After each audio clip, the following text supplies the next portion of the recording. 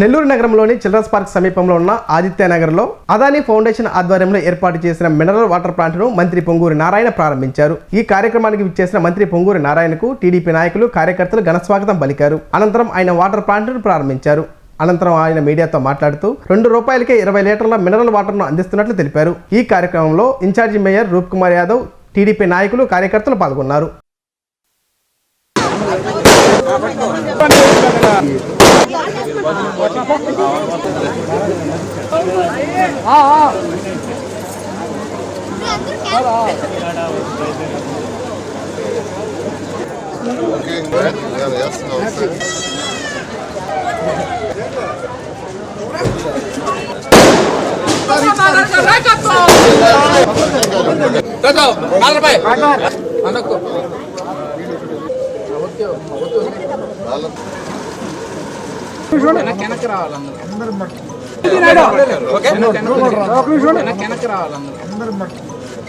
Okay, thank you.